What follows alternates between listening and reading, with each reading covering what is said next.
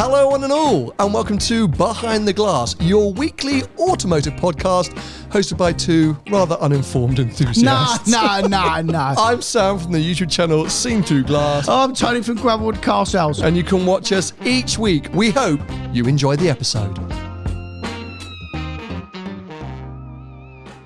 Long-term listeners might be surprised by the theme of today's episode. Especially because I'm in it. Yeah, literally. Because we are going all in on Aston Martin. Big fan now.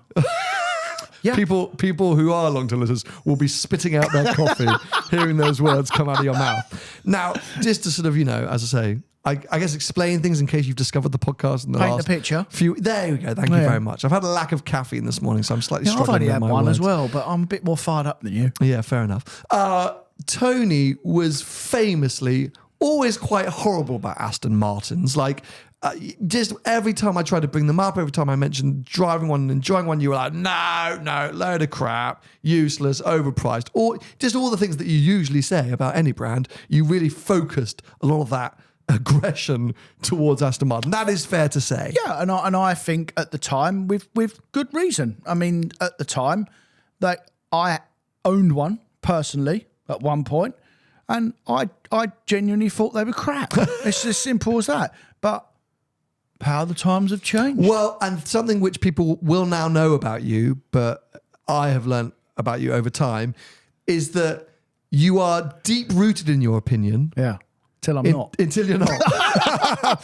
So you had that negative experience, and you had a few negative experiences through work, and you were just like, right, I've written Aston Martin off, and you refused to give them a break. You refused to give them a second chance. Yeah. Until suddenly you eventually, in your head, went, I quite like the idea of that. And then suddenly Aston Martin are all right in your head. Well, I'll tell you what changed my mind was when I had that brief drive in that DB12 last year on the tour. On one of our trial tours in Portugal, you got behind the wheel of the DB12, which up until that point I had told you was fantastic. You're like, nah, no way, mate. And I kind of forced you to have a go, to get in it. And you're like, yeah, actually. Well, the main thing is, because I like modern stuff, as soon as I got in that car, I thought, oh, that's better. They figured it out. Like literally straight away. Yeah. And so that straight away changed my mind. And then, I didn't drive it far, but I did drive it, and it was lovely. Very nice. Well, I guess the question we're going to be asking, and we're going to be covering a lot of topics,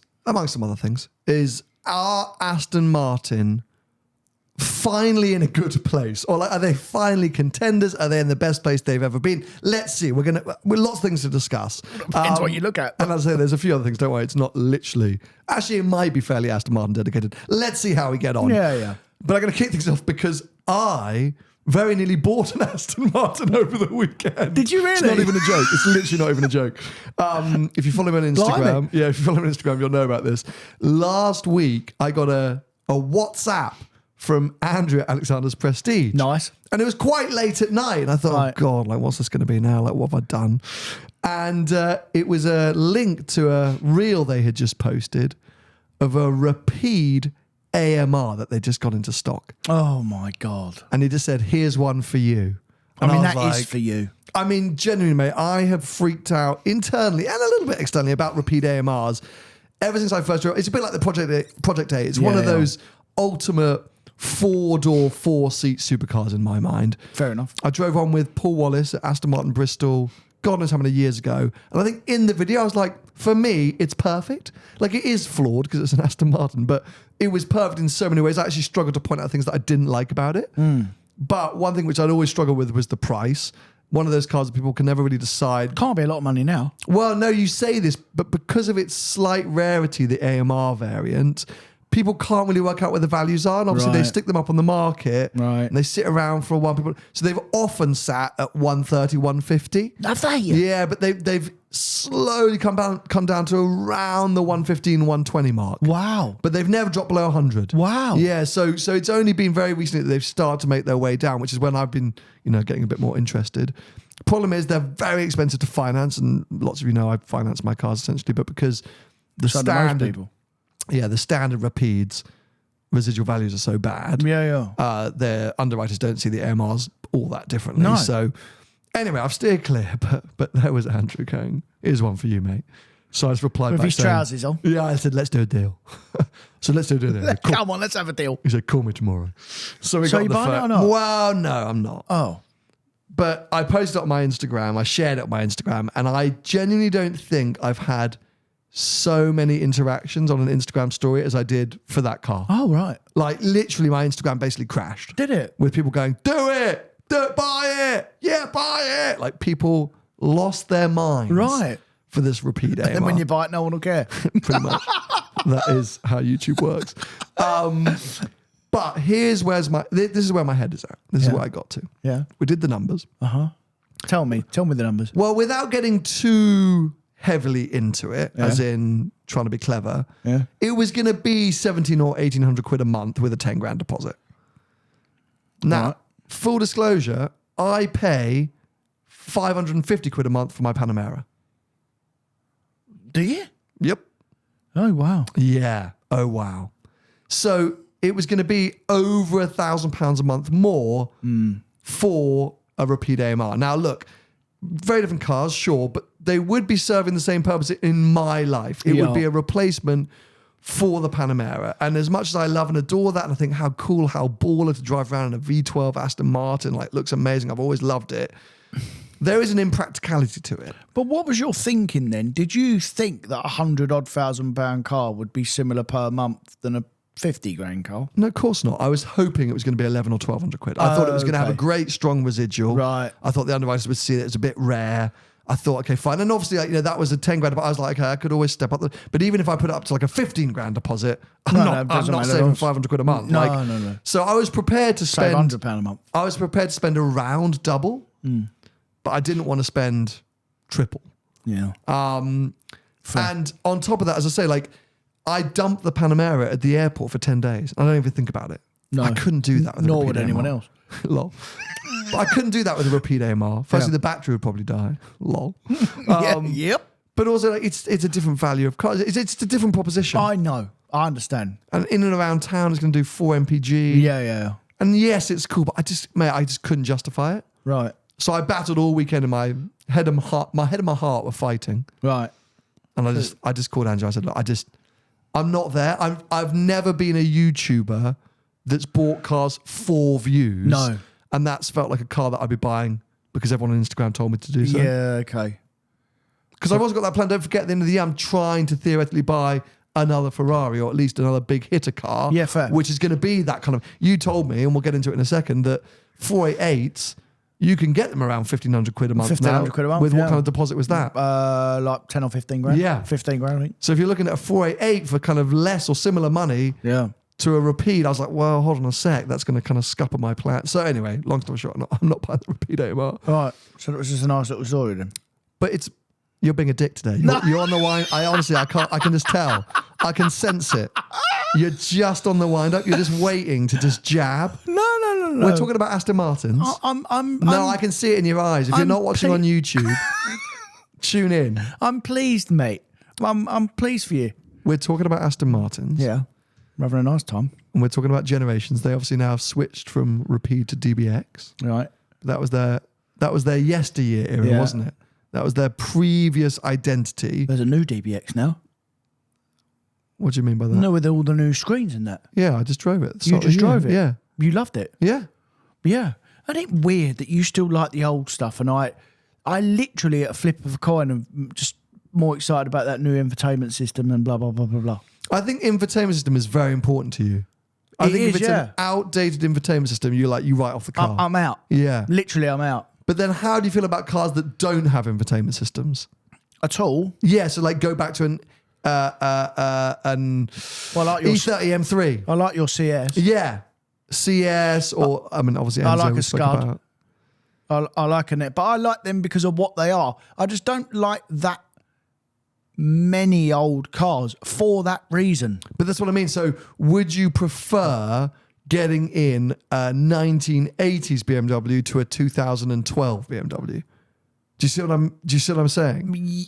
Yeah, I do see what you're saying. Flipping hell, what would I do there?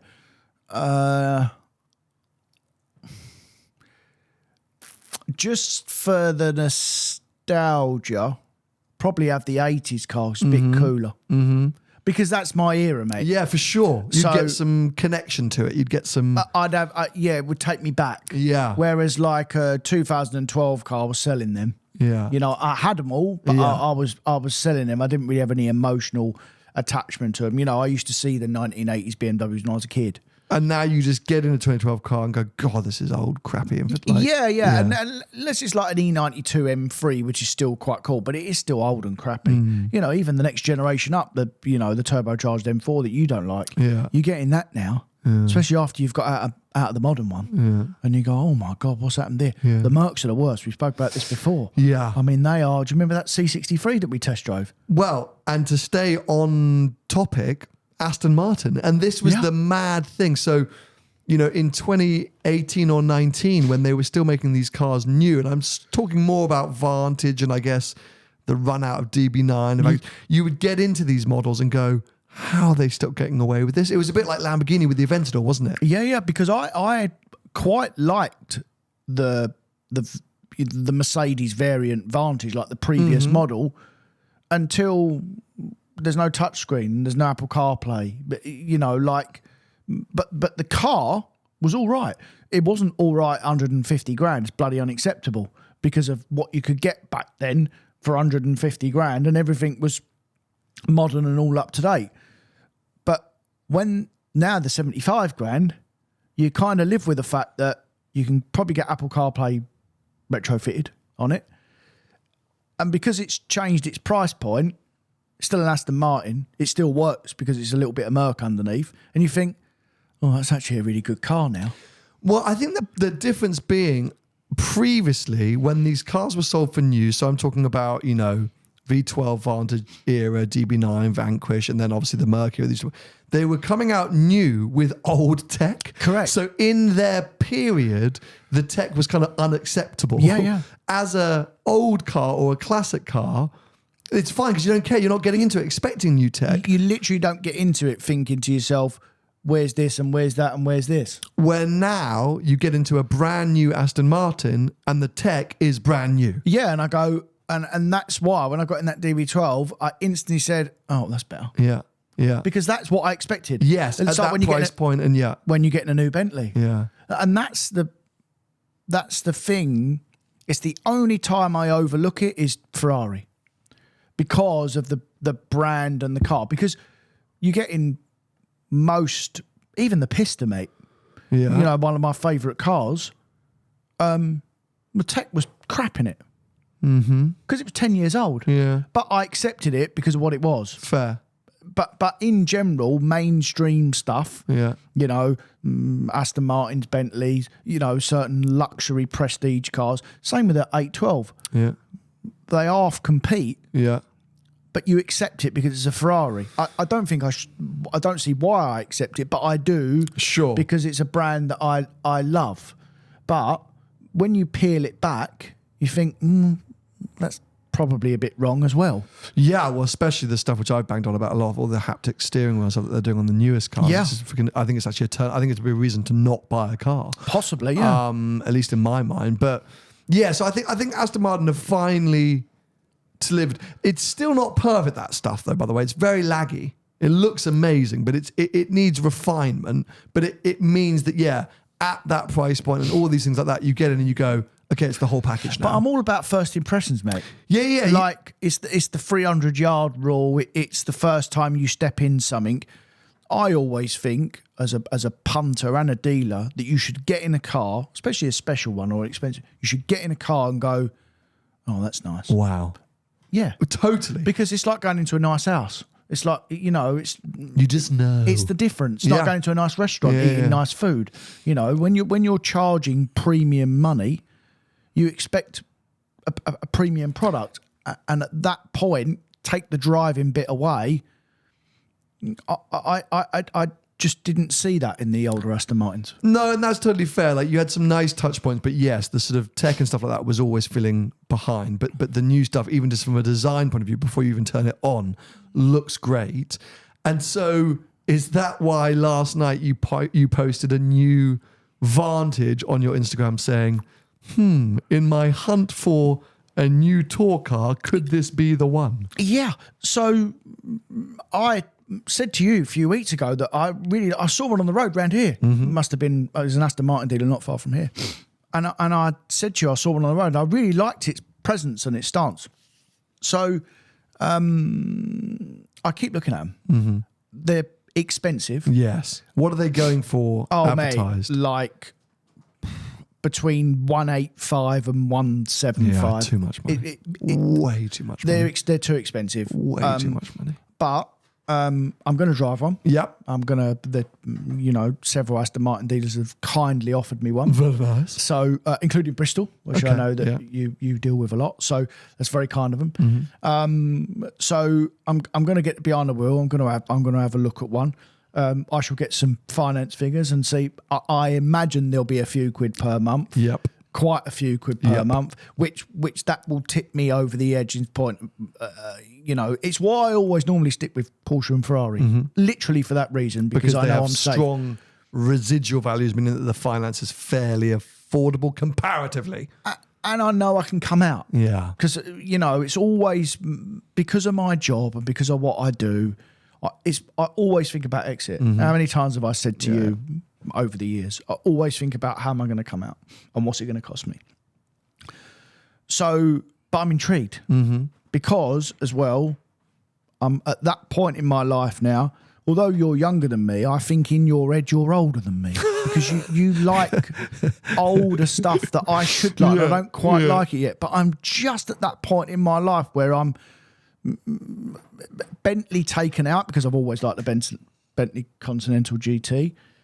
I'm just at the point in my life now where I'm tipping over, and Aston Martin becomes very appealing. But the thing is it your age or have Aston Martin just got good? Oh, it's a bit of both. Because, okay, so here's what I'm going to tell you you're going to say about that car.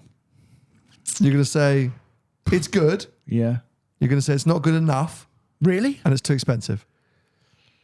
There is absolutely no way that car should be 185 grand. No. Even in this crazy inflated market that we live in. Like the old one shouldn't have been 150. Yeah, it's just like, it's a really good little Vantage. Yeah. Do you know what I mean by that? Like, not little anymore, by the way. Well, yeah, I mean, it's only a tiny bit bigger than the old one, but like all cars are huge. Yeah. But as in, what I mean by that is, it is just in the nicest way possible a Vantage. Yeah. Like, you're not going to get in that car and go, bloody hell. Like, it's really good fun. It's dynamically pretty impressive. So the dog's having a panic attack, by the way. If you're listening or viewing and you can hear some weird noises, Twiggy's in her bed and just like attacking it. Kicking off. Yeah, absolutely kicking off. She needs to chill out. It's the old car moved forward a bit and firmed up a bit. But I don't think you're going to come away from that going, wow. I think it's going to go like, yeah, it's good. But I can't see you buying it. All right, well, let's see. And especially because in my head, which I said when I drove it, the DB12 to go out and buy today is 20 or 30 grand more. Oh, wow. And I think it's more complete. I think the DB12 offers more. You get a higher caliber of car with a bigger breadth of ability, especially for grand touring or longer journeys. That Vantage, they've purposefully made it a little too sporty, I think. And that was their whole aim. They wanted to make it really sports car. But that'll do me. That's good. That's what I like that. Yes, but I think you're going to say so this is their problem, right? They've tried to make it really sports car-y, but also really good fun to drive. And that's the but. Right. Because they've angled towards, a bit of oversteer and a bit of silliness, and so actually when you really get into it, it's not as good as a Porsche or a Roma or it's quite hard because there's not too many rivals for that car. The Roma comes to mind. That's the car, because I've had one. That's the car that I would immediately think to myself, that's what I'm going to compare it to. And on the used market, because you're not going to be ordering one new from factory, save the 40 or 50 grand and get the Roma. As new cars, the price points are a little bit different, but as used cars, holy crap, the Roma is, I mean, I think worth more anyway, but it's cheaper. Yeah. So I'll be interested to see how you get on. But Because they're £1,500 a month as well, roughly. Romas. Yeah. Yes, it's got back seats. Don't need a could get one Rapide, of do I? Get a Roma. Yeah. Oh, yeah. It'd be safer. I just couldn't do that steering wheel. That's why I want a Portofino. You know what I was looking at last night? Yeah. GTC4 Lusso T's. No, I would never get out of it because no one wants to buy them. No. But if I'm sitting there thinking about Portofino and Portofino M and all that stuff like that, which has got that engine, like Lusso T, save myself the 30 or 40 grand over the V12. Yeah. But no one ever wants one. I'm pretty sure the press car I drove to the Geneva Motor Show is for sale at Top 555. Is it? I'm pretty sure. Fair. I need to call them actually ask, but it's up Yeah. at like 110 grand. Yeah. It's been up for a while as well. That's it. So tell me, oh no. So do we want to out them? Okay, let's speak figuratively. For what? That car has been up for sale with them Yeah. for a chunk of time. Yeah. I don't know how long exactly. I don't know. Well, I like Charles at Top 55, so I know him. So I like him as well. So Can I kick them in the balls, or are they going to be basically no margin? Like, it all depends what he's written out. Everyone's different, mate. Some people like to write them down and get out of them, and some people are just prepared to wait. Yeah. I don't know. I literally wouldn't know if he had any margin in it. as a punter, I'd be like, Ray's had it for ages. It's up at 110. I'm going to go and offer him 80. But that's if it's an SOR car. He might, consider it. But from what you've told me, buys a lot of his cars, Charles. Yeah, from what you've told me, he's probably sitting there with it, written in his. He's going, God, just. He's probably got it poked up his arse. Yeah, yeah. So for the saying, funny that, isn't it? Yeah. How my perception, which I think is a lot of people's perceptions, think, oh, okay, now's my chance to go in and really steal this car. He's probably thinking, I've got nothing left. It's got to go out the door. Yeah. I mean, mate, the public perception of the motor trade is way off. People think if you don't sell a car in a week, there's something wrong with it. Yeah. Literally. It's fun, isn't it? Yeah. Okay, so keep us posted on Vantage. Yeah. People enjoyed our main channel video, by the way, that went out on the weekend going car shopping. So maybe we should... Well, I didn't enjoy it. It took me about 6. We've done about...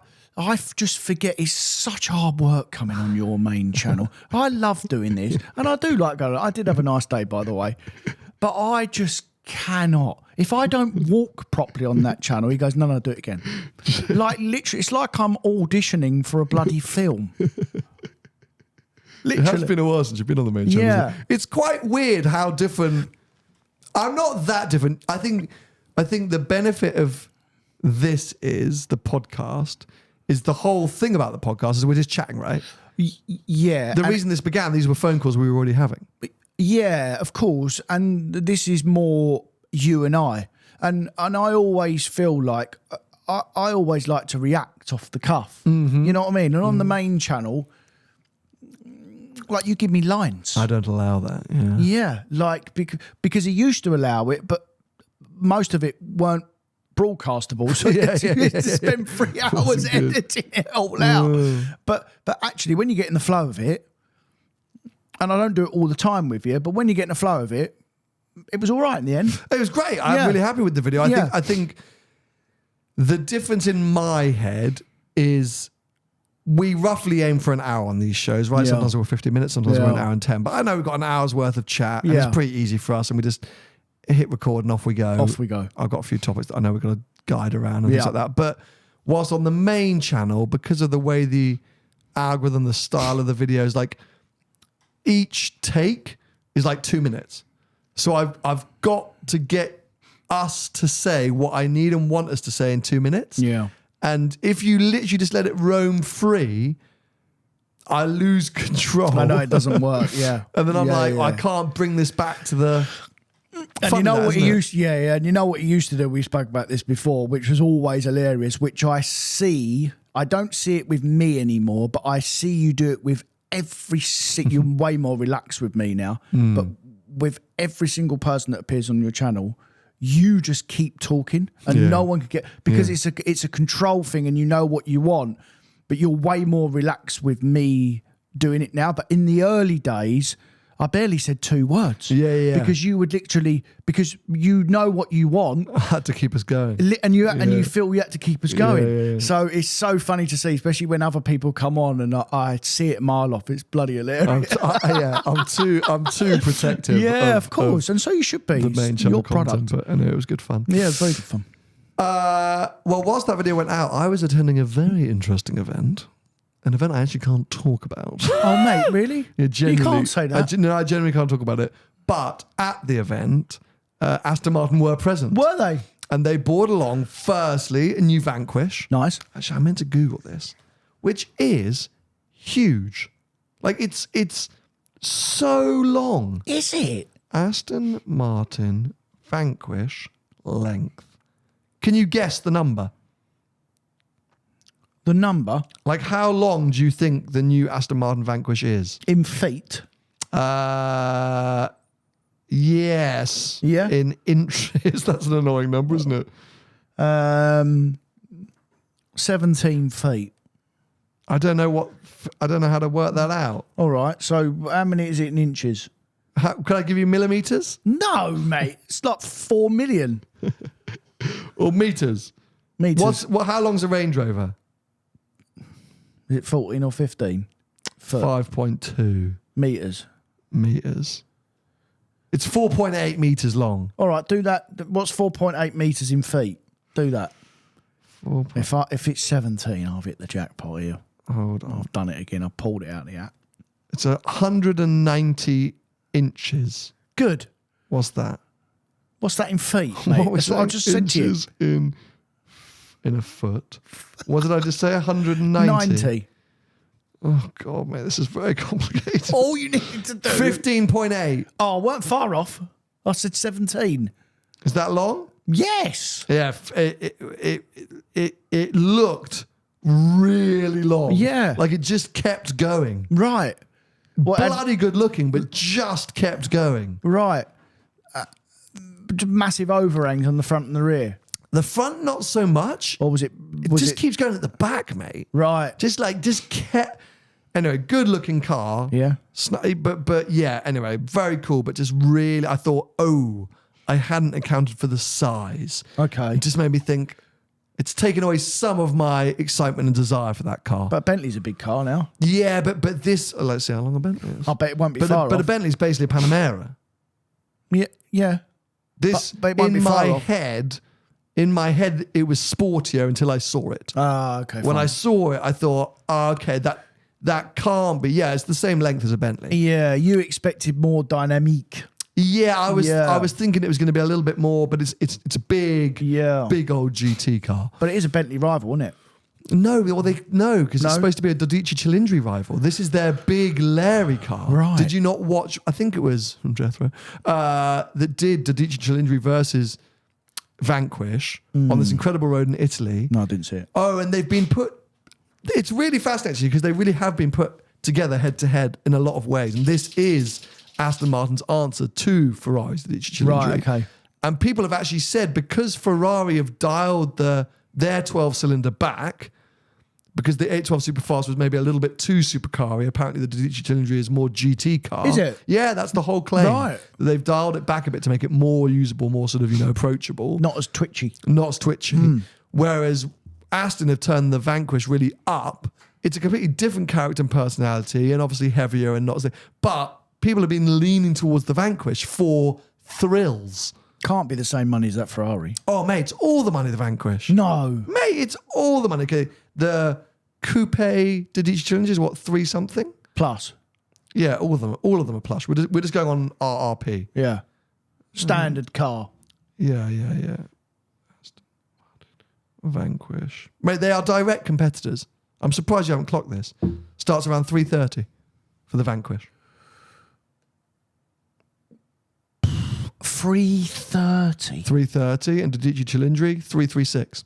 Oh, wow. Mate, they're direct competitors. Oh, wow. Literally going up against you. And this is what I quite admire about Aston Martin at the minute. They are really taking the fight. Like, they're not bowing away from it. They're like full on Ferrari, we're coming at you. Right. And we're not going to do what you do. We're going to offer something slightly different. So like Roma versus Vantage, I'd say Vantage is definitely more sort of track, back road focused than Roma is GT. DB12 versus what was 812 Superfast.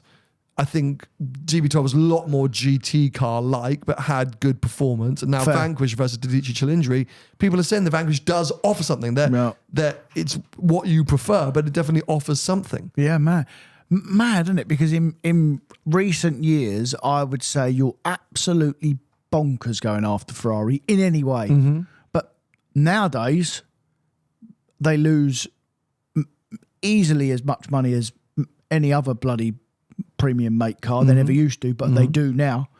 And as much as this pains me to say this, the modern new Ferraris are not what I consider to be what they once were. Yes, and they don't, I think, at the moment stand out in the same way. No. There's other cars like we're just talking about now that offer something similar or intriguingly different. Yeah. So, yeah, fascinating, that Vanquish, but I'm hoping to have a go in one in a couple of months. We're just waiting for slot to become available from the factory. So I'm still intrigued, but I definitely now know I need to take it somewhere with big roads. It's not like a little... Like abroad. Yeah, it's not an English B road kind of car. But inside this secretive event was a Valhalla prototype. That's the Larry thing. That's the Larry thing. That's the one down from the Valkyrie. Yeah, so I tried to get to the bottom of this. What's that compete with? It is the F80 W1 rival, but it's 850k list plus. So it does sit below them. And it's like 1,000 horsepower, not 1,200. Do you know what I mean? So, well, hold on a minute. It's bloody... It's 3 times cheaper than the... Than the F80, yes. Yeah. But W1. But do you know what I mean? Like in terms of like how we look at hypercars, it's one of those weird ones. And this is the problem with hyper. This is why F80 and W1 were a bit of a damp squib. Why don't that compete with the SF90 FXX thing? Because I think SF90 XXX sits below again, and that's a... Not in money point, it don't. Well, but this is where it's so confusing. This is what I mean. It's so confusing. And because everything has 1,000 horsepower now, yes, you're like, what are we doing? What are we talking about here? And the SF90 XX Stradale is a limited, I mean, this is limited too, but like track for like, I don't know. I honestly don't know, but it looked amazing. Small? It was inside a room. Right. So hard to tell, but yes, looked tiny, looked almost cramped in the cabin. Right. Had these incredible sort of exhaust exits that were sort of vertical out of the engine bay. Oh, wow. And as if it shoots flames, it'll be wild. What, a bit like 600 LT? Yeah, literally like a 600 LT. Yeah. But yeah, real race car cockpit. Real race car Love cockpit.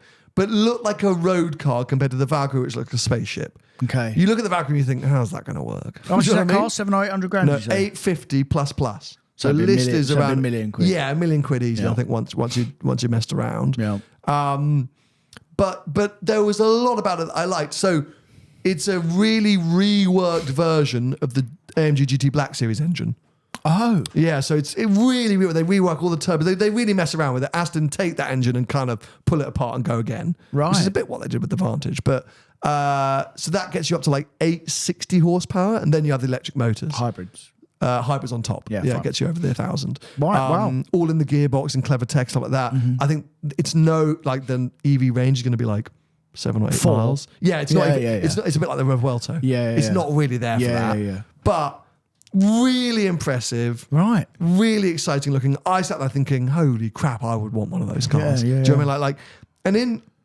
And we've spoken about it before. We had Valkyrie, Valhalla, and Vanquish all launched all those years ago with Andy Palmer, and they Remember, all we was there, mid-engine Geneva. specials and blah blah blah. Yeah. This felt like holy cow! Yeah. Like this is a moment, and that's why it got me thinking. That's why I wanted to come and chat about it today. Like, I just feel like there's this sort of weird buzz around Aston Martin, right? Journalists are saying the cars are good. You're looking at it thinking, oh, hold on a sec. Like you sit in them, you think these look amazing. DBXs have kind of like finally grown into themselves on the road. Like there's all this goodness, right? But I know what the but's going to be. Speaking as a man who holds Aston Martin shares, actually, we should do an update on my automotive shares that I've got with Swissquote. I will do that next week because I need to do a recount. But well, they're not exactly performing well in the old stock market. Oh, mate, they're losing a fortune, aren't they? Losing a fortune. Yeah. Is it 400 million or something? Big money. It's big money, isn't it? Terrifying money. Yeah. You just told me this morning that since you did your post, you've had like every single Aston Martin dealer in the country be like, hey, want to borrow one? Well, not every single, but 2 or 3, yeah. Which gives me the idea that they're not like they kind of want the exposure. Yeah. Do you know what I mean? Like, or they want me because they know I hate Aston Martin. They want me to change my mind. Maybe they're confident the car is good, but I've got one of my good mates sitting next to me, and he's just told me what I'm going to say, so it's sort of spoiled everything. it is good. It is good, but you're not going to buy one. No. Like you're just not going to. Like you are just not going to buy Fair one. enough, But it's weird. You'll come away saying it's really good, but you're just never going to buy one. But that dealer that's down the road from us. Yeah. I mean, every day I go past there, and there are just tons of DB12s, tons of Vantages, tons of DBX 707s. Yeah. And I just wonder, even though they seem to be in this really good place of taking the fight to Ferrari and offering amazing products that are overpriced, there's still like a bit of still a bit of a hesitance and still a struggle financially. But that's never changed. That has. But why, mate? Because I don't know why, mate. But it is all the time. You've had an hole in your mouth. They never make money. They always lose money, Aston Martin. But you've said this, but forever. Why? But do you not agree now that it feels like they're creating the best products they have? I think now their DBX is fantastic, the new one. They always look good, Aston Martin. You can like go back 100 years, they always look fantastic, Aston Martins. But now they've just brought the car up to what you'd expect it to be. All right, is a few quid, but the badge demands that, unfortunately. But when you're talking about figures that you just talked about, that it basically rivals Ferrari, it can't rival Ferrari in terms of as a brand. It's not strong enough. It's just not, and the figures show you that. Look at Ferrari's profit margins and look at Aston Martin as brand. They're both power brands. But when you look at the pieces of paper and the spreadsheets and what they earn and what they turn over, it's bloody night and day. It's men versus boys. Which is mad, though, because I do think Aston Martin is one of the strongest automotive brands out there, you know, away from their products. Like, I think the James Bond Association has done huge things for them. It's going to be interesting to see if that continues now, because do you see that Amazon just went and bought? Yeah, but has it done huge things for them? Because they still lost money. Yeah, sorry. I mean, for brand awareness, that's what I'm saying is insane. Is if you went to a random person in, I don't know. I think if you went up to anyone and say, "Name me 3 car brands," I don't know what they would say. But you got to think it's like that story of ask a child to draw a car. He draws a red car. It's a Ferrari. Yeah. So like, surely Ferrari, Lamborghini, Aston Martin, you know, in terms of desirable sports car brands, they've got to be up there compared to some others. Yeah. And when I drive things around, people will often say, like, if I'm in a Jaguar, if I'm in a thing, is that an Aston Martin? Or is that Ferrari? You know. So you normally get, like, if you're driving round in an Aston Martin, especially in the UK, I don't know about abroad, the recognition you get driving an Aston Martin is probably stronger than any other sports supercar, even a Ferrari. So now that the cars are actually good, I've always thought they were quite good in weird ways, but now that they're really good, why is that now not translating to profit? They're not selling enough, are they? They're maybe, I mean, they're obviously making enough because all the forecourts are full. They're not selling enough. Maybe because it's price, maybe they're too much money. It's weird, isn't it? Well, that will be the reason, they're too much money. But it always comes down to cost. You know, maybe it's costing them too much to make. Maybe they have to charge that money for the margin. You know, but I'm sure they're reliable. Like that, you know, we don't hear the horror stories that you used to hear long time ago. I certainly haven't. It's not a space I completely look out for. But you don't really hear the horror stories that you used to about Aston Martin in terms of reliability. So you have to question. It's got to be price. And depreciation, by the way. Fair depreciation, as you say, that's something that most manufacturers are now suffering with or from. But am I the prime example? Someone who's always loved the brand, always kind of liked the products, wanted various products, nearly bought them a million times over, but actually never actually paid up and bought one. Even now with that Rapide AMR, which I've kind of been keeping an eye on. Why is that then? Why that's is what that? I actually couldn't give you the answer. Yeah, fair. You know, as I say, like, this was the perfect opportunity. You know, Andrew, I would call him a friend now. Yeah, But of course. obviously done a lot of work with Alexander. Like, this was the perfect, like, that's the moment. Yeah. Suck it up, here we go, Rapide out, off I go. Yeah. But I still haven't done it. Yeah, fair. And, you know, Vantage, I've done that whole video on the V12 Vantage in the last year. Like, so many times I've gone, oh, yes. And I've actually never done it. And so is that the problem? Even a fanboy like me, I haven't actually pulled the trigger. Yeah. And unfortunately, there isn't enough of people like you.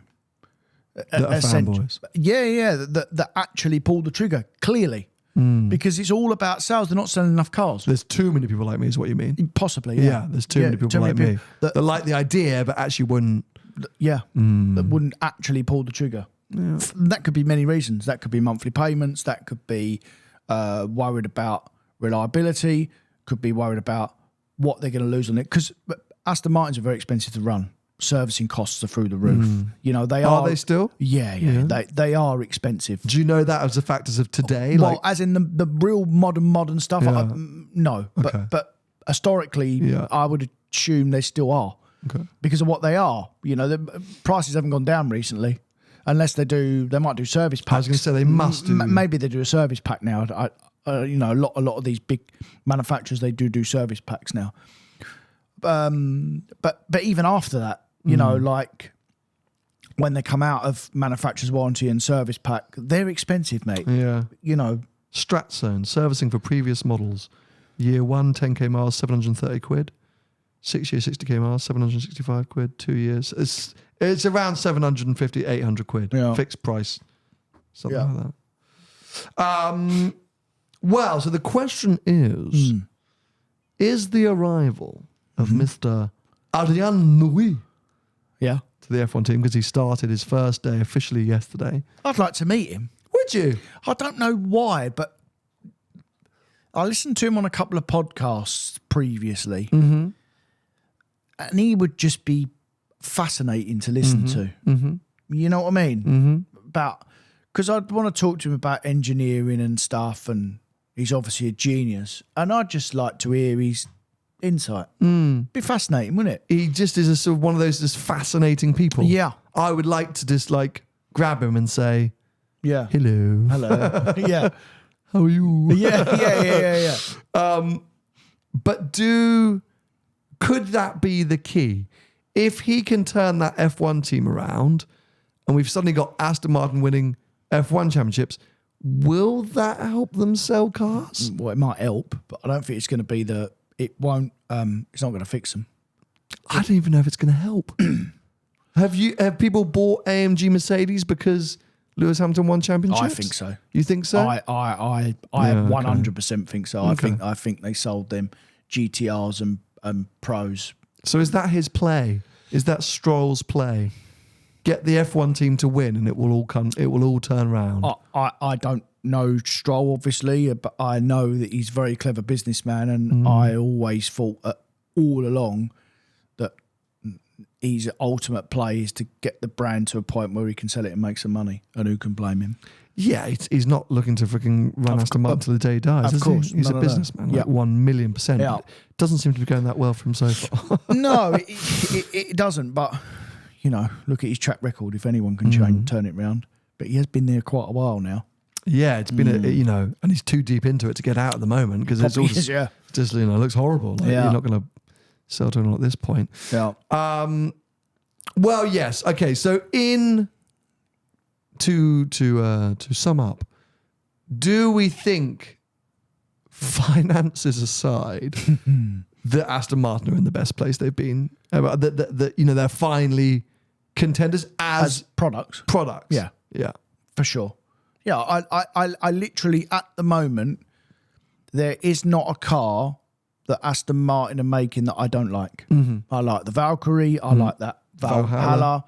I like the DB12. I like the Vantage. I like the DBX. There isn't a car that I think. I mean, I had an early DBX. It was a work car. It was a sale car, but I drove it for a period of time. And obviously the infotainment system was no good, but the car was brilliant. Yes, I felt disappointed by the car in general early on. That original, was it the 505 or the 550? Yeah, it was a 550 or 575 thing, whatever it was. Yeah. Yeah, it just always felt like it was not what it was supposed to be. And then the 707, just that's the car. I don't know why they ever made that. Yeah, I never big drove one. the 707. That is the car. Yeah. Okay. Well, I agree. I think if you were considering buying an Aston, now is the time. But then I'm still not You buying one. considered it and you're not buying one. Yeah. So I don't really know what I'm saying, but go Aston. Anyway, I thought we were going to talk about lots of other things, but we've slightly run out of time. The only thing I wanted to touch on was F1 testing because that wrapped up last week. Did you have a chance to look at anything, to analyse anything? I did, mate. I don't really think you can read a lot into it. Do you? I do. Do you? I do think you can read a lot into it. Obviously, we never really know. I would say you never really know until 6 or 7 races into the season where it really plays out. And obviously, we don't really know until qualifying of Melbourne. But I think you can get a rough gist. Do you want to hear where I think we're at? Yeah, go. I think McLaren, number 1, in terms of, I'm going to say in terms of qualifying. Lando's favourite from the championship. Is he Bookie's favourite? Yeah. Is he? Yeah. That's interesting. Then Max. Off the back of testing? I think even before then. I think they went off the end of last year. Wow. Yeah, they think they got the fastest car. Yeah, they definitely looked most comfortable in almost every scenario at testing. And reading all the articles, hearing all the experts talk about it, there's a consensus that out of the box, McLaren are going to be right there. Quickest, I think.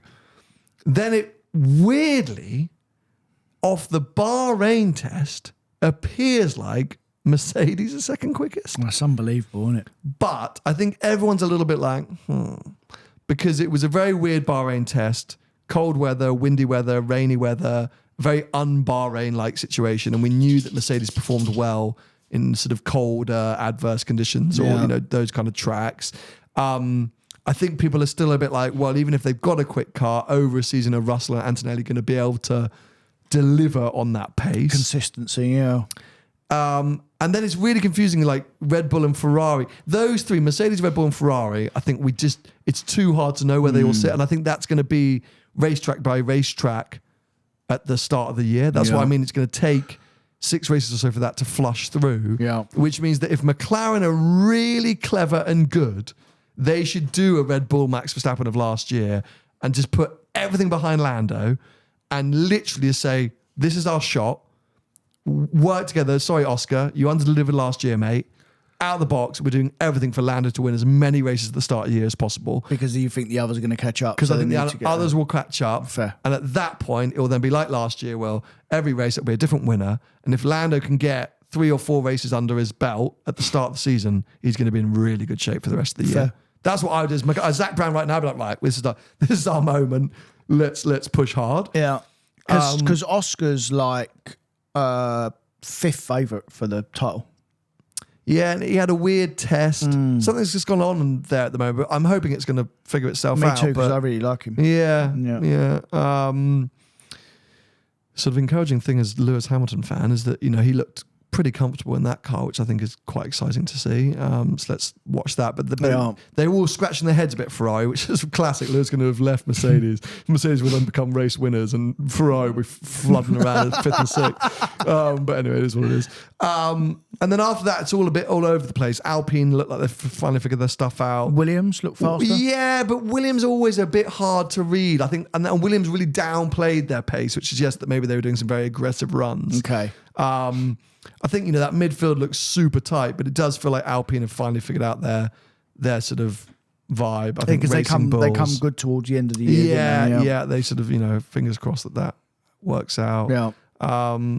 It can be fascinating to see for sure, but Aston Martin, speaking about that, don't look like they've sorted much out. I think it's going to be another painful year. Weird, isn't it? But then if you are you not all focus, all money on 2026? You've got to be, ain't you? Because I think if they're that far behind... Because that's the Newey car. Let it be, yeah. That's the Newey car. That's the new regs. That's your moment to get the genius, to find a loophole, to focus all on 2026, put all the effort and the money. We don't care about this. Just float around and just do the biggest effort to be champions in 2026 with Adrian Newey. Yeah. So I don't really blame them. But fair enough. And we'll have to wait and see. But it was good. It was good testing, and we're now only just a few weeks away from the first race, which I cannot wait for. Yeah, not a week and a bit. Week and a half. Ooh, countdown is on. And then I'm off to America. Perfect. Got some very now hilarious Boxster. drives. Yeah, off to find the Boxster, but I'm driving a couple of other fun and interesting bits too. I won't say too much, actually. Okay, fine. I got one drive that you're going to be like, oh, mate. Good or bad? Well, I'm excited for it. I think you're going to. I wouldn't be. I think you're just like, what's the point? Yeah, probably. Well, okie dokie. Well, that wraps up this Go and week's get coffee. Should we episode. go and get coffee? Yeah, I definitely need a coffee. I was going to say, thank you for all the positive feedback about the tours because we launched on the main channel. You lot have all been, well, you know about the tours for ages. But we had a whole spike of interest in the Portugal tour. So I think we are down to final numbers for both. Spain's kind of like we've still got a slot or two, maybe two slots. Two. So Spain's sitting there ready and raring to go if you want to get involved. But Portugal now is nearly sold out too. So that's very exciting. So thank you so much for all the support and all the feedback. If you want to follow Tony between now and next week's episode, he's at Tony Gravel Car Sales on most social media platforms. I'm at Seeing Through Glass. You can follow On the Road Driving Tours and then Behind the Glass __ podcast. We'll be back with you next week. Bye-bye. See ya.